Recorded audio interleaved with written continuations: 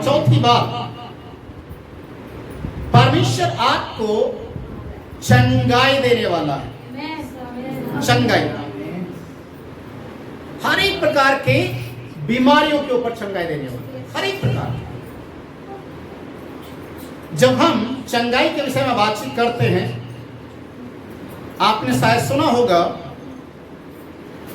कई बार ऐसी बीमारी जो नाइलाज हो जाती हैं, लोग इलाज करवा करवा के परेशान हो जाते हैं, डॉक्टर भी आखिर में हाथ खड़े कर देते हैं, और आपका यीशु मसीह एक बात को कहता है। क्या कहता है? मैंने तेरे सारे रोगों को अपने ऊपर ले लिया, कोड़े खाने से मैंने तुझे चंगा। Hallelujah, hallelujah. यीशु के कोड़े खाने से हम चंगाई को पा जाते हैं।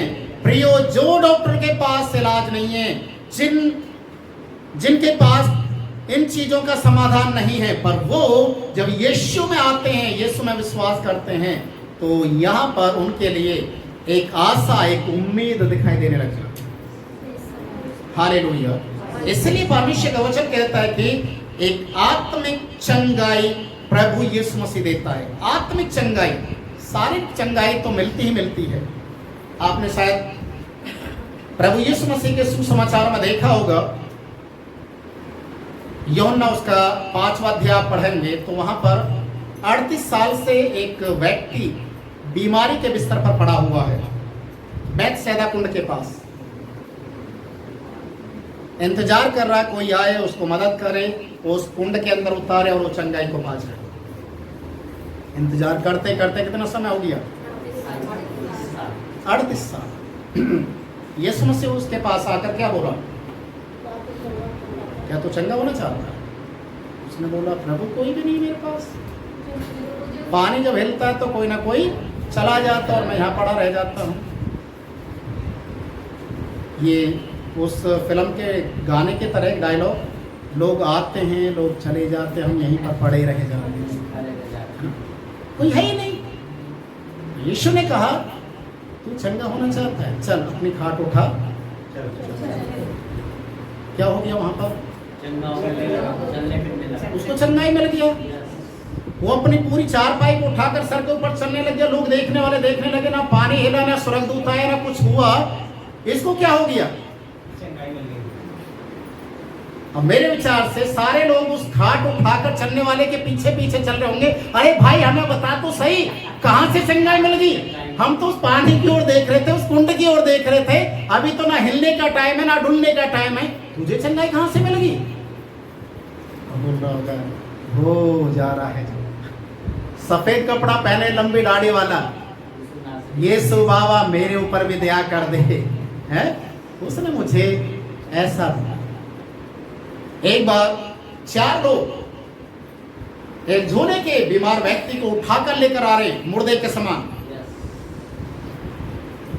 जिस घर में यीशु मसीह प्रचार कर रहे थे वहां तक पहुंचने के लिए असंभव था, छत को भी उधेड़ दिया उन्होंने और उस बीमार को चारपाई के साथ नीचे लटका दिया यीशु के सामने। यीशु मसीह ने बोला, तेरे पाप क्षमा हुए, उठ अपने खाट को ले जा। जिस व्यक्ति को 4 बंदे उठाकर लेकर आ रहे मुर्दे के समान, यीशु मसीह उसको बोला, अपनी खाट उठा और चल। क्या वो ठीक हुआ? हालेलुया। चंगाई हमारे जीवन में आती है, पर सबसे पहले पाप की क्षमा। प्रभु यीशु मसीह ने यूहन्ना रचित सुसमाचार जो हम लोग देख रहे हैं 8 अध्याय उसके 35 पद में लिखा है, जो पाप करता है, जो कोई पाप करता है वो पाप का दास हो जाता है। हमेशा याद रखिए, पाप हमें गुलामी की ओर लेकर जाता है, दासत्व की ओर लेकर जाता है, पर यीशु हमें आजादी की ओर लेकर जाता है, चंगाई की ओर लेकर जाता है। इसलिए प्रभु यीशु मसीह ने कहा, जो पाप करेगा वो पाप का दास हो जाएगा, और जब दास हो बनेगा तो उसके अंदर नेचुरल बीमारियां अपने आप ही पनपने लग जाती हैं। एक सिगरेट पीने वाला व्यक्ति, एक दारू पीने वाला व्यक्ति, तंबाकू खाने वाला व्यक्ति आज जो मजा मजा में खाता और पीता है, कल क्या उसके लीवर किडनी खराब नहीं होंगे, कैंसर उसको नहीं होगा। ये उपहार है, याद रखिए। जो ऐसे उल्टे सीधे काम करते हैं उनके लिए ये शैतान की ओर से दिए गए उपहार हैं। तो दारू पी, लीवर मैं खराब करूंगा। तंबाकू खा, कैंसर मैं पैदा करूंगा। लोग मजे मजे में करते हैं, बाद में जब वो रोग बन जाता है तब दुनिया के सामने हाथ फैलाते हैं, डॉक्टरों के सामने जाकर गिड़गिड़ाते हैं, और कहीं कोई समाधान नहीं। हालेलुया। इसलिए यीशु मसीह ने कहा जो पाप करता है वो पाप का दास है। याकूब हमें सिखाता है 5 अध्याय उसके 16 पद को आप पढ़ेंगे। याकूब 5 अध्याय उसके 16 पद को जब आप पढ़ेंगे तो लिखा हुआ है, यदि तुम्हारे बीच में कोई बीमार हो जाता है, सीरियस कंडीशन में चला जाता है, ना इलाज हो जाता, उसकी बीमारी शायद डॉक्टर के पास उसका इलाज नहीं होता, उस समय क्या करना है? इसलिए तुम आपस में एक दूसरे के सामने अपनी गलतियों को मान लो। फिर क्या होगा? और एक दूसरे के लिए प्रार्थना करो जिससे तुम चंगे हो जाओ। धर्मी जन की प्रार्थना के प्रभाव से बहुत कुछ हो सकता है। यहाँ पर शारीरिक चंगाई और आत्मिक चंगाई दोनों हैं। कई बार हम लोग अपनी गलतियों को स्वीकार नहीं करते। हमने गलती कर दी है, उस गलती को छिपाने की कोशिश करते हैं। दाऊद ने भी छिपाया था। आपको यदि याद है तो दाऊद ने एक गलती को छिपाने के लिए बहुत सारी गलती करते चला गया, यहाँ तक कि वो खूनी तक बन गया। हाँ, पर क्या वो गलती को छुपा पाया? नहीं। बाद में घुटने के बल आया। परमेश्वर का वचन कहता है कि कुछ बीमारियां हमारे पाप के कारण से भी आती, याद रखिए। हमारे गलत करने के कारण से भी बीमारी आती है। इसलिए वचन कहता है कि एक दूसरे के सामने क्या करें, अपनी गलतियों को मानना। और ये मानना ही बहुत बड़ी बात है। हम अब इतने घमंडी और अहंकारी हो जाते हैं, हम अपनी गलतियों को नहीं मान पाते, सामने वाले को दोषी ठहराने के लिए कसर नहीं छोड़ते, और इसी कारण हमारी बीमारी, हमारी समस्या हमारे जीवन में लगातार बनी रहती है। देखिए, यीशु के सेवकाई के दौरान यीशु ने पता नहीं कितने लोगों से कहा तेरे पाप क्षमा हुए, और जैसे ही शब्द को बोला तेरे पाप क्षमा हुए, तुरंत चंगाई उनके शरीर में आ गया। फिजिकली जो चंगाई थी, हीलिंग, तुरंत उनके शरीर में आ गया। पाप का बंधन टूटा, शारीरिक चंगाई आ गई। आज इसलिए परमेश्वर का वचन हमें इस बात को सिखाता है कि वो हमें चौथा जो उसका उपहार है वो यही है कि हम चंगाई, शारीरिक और आत्मिक चंगाई हम पाएं। और 5वीं और अंतिम बात, परमेश्वर हमें और किस चीज से आजादी देता है। 5वीं बात वो है, 5वीं बात, हम मसीह में मसीह को आदर्श देखकर बढ़ें, इंसान को देखकर ना बढ़े। वो तो शाहरुख खान है, वो तो हंसता ही करता है, मैं भी ऐसे करूंगा। सलमान खान लंबे बाल रखता है, मैं भी बनूंगा, बाद में गजनी बेशक बन जाए, वो दूसरी बात है। एक दूसरे को देखकर उसको अपने जीवन का आदर्श मानते हैं, उसके पीछे चलते हैं। हमारा नेता कैसा हो, फलाने जैसा हो, बनते उसके समान बोलने की कोशिश करते, कपड़े उसके समान पहनते, टोपी उसके समान पहनेंगे, सब कुछ करेंगे। पर एक सोचने वाली बात है, आज कलीसिया के लिए, मसीह लोगों के लिए अगर उदाहरण कोई है तो कौन है? कौन है? यीशु। हालेलुया। यीशु हमारे लिए एक उदाहरण है। पहला पत्रस 2 अध्याय उसका 21 पद आप पढ़ें। पहला पत्रस 2 का 21। और तुम इसीलिए बुलाए भी गए हो क्योंकि मसीह भी तुम्हारे लिए दुख उठाकर तुम्हें एक आदर्श दे गया है कि तुम भी उसके चिन्ह पर चलो। प्रभु यीशु मसीह हमारे सामने एक एग्जाम्पल इसलिए बन गया, इसलिए वो हमारे सामने एक उदाहरण बन गया, ताकि हम यीशु के पद चिन्हों पर चलें। यीशु के आज कलीसिया दूसरे लोगों के ऊपर या दूसरे लोगों के जीवन को देखकर वे लोग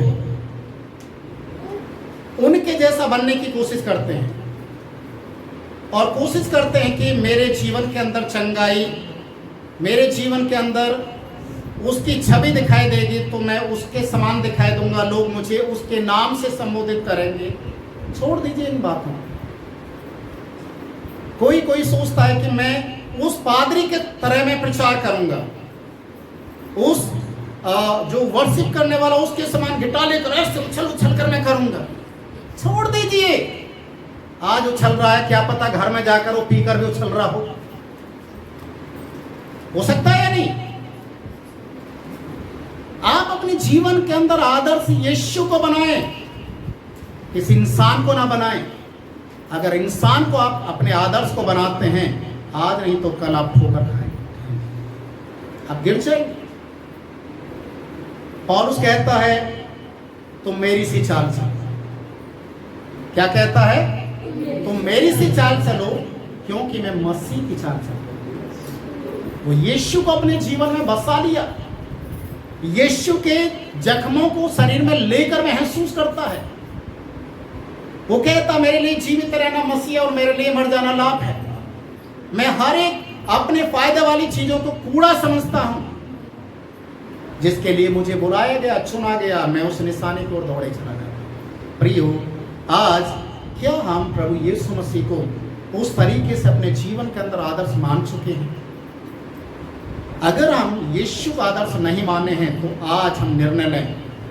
आज हमने 5 बातों पर मनन किया है। ये 15 अगस्त के उपलक्ष्य में प्रभु आपको किन किन बातों से आजादी देना चाहता है? 5 बातें सीखी हैं। कौन कौन सी हैं? प्रभु आपके जीवन में क्या देखना चाहता है? नयापन। नयापन, आप नए बनना है। दूसरा, आर्थिक स्थिति से आजादी। यस, आपको धनी बनाना चाहता है। तीसरा, आप यीशु के गवाह बनना है। चौथा, आत्मिक चंगाई। और 5वां, यीशु को अपने जीवन का आदर्श मानना। याद रहेगा? आप हाथ खड़ा करें ऐसे। पहला क्या सीखा है? पहला क्या सीखा है? एक नयापन, नया जीवन, नई सोच, नई उमंग, नई उड़ान आपके जीवन में प्रभु देखना चाहता है। दूसरा आत्मिक चंगाई। आत्मिक चंगाई। चलिए ये ऊपर नीचे कर सकते, कोई बात नहीं। आत्मिक चंगाई। तीसरा, आर्थिक स्थिति पर विजय पाना है। और परमेश्वर को आइडल मानना है, आदर्श मानना है। Yes, very good. और 5वां, प्रभु के लिए गवाह बनना। हालेलुया। क्या आप कर सकते हैं काम? इस 15 अगस्त वाले दिन आप प्रभु के सामने बोलिए, प्रभु आप मेरे उद्धार के लिए, मेरी चंगाई के लिए आप काल्वरी क्रूस के ऊपर लहू को बहाया है। मैंने चंगाई पाई है, मैंने आशीष पाया। मैं अपने जीवन में इन 5 बातों को अब देखना चाहता हूँ। हालेलुया। आइए सभी अपनी आंखों को बंद करें, हम प्रार्थना की ओर जाएं।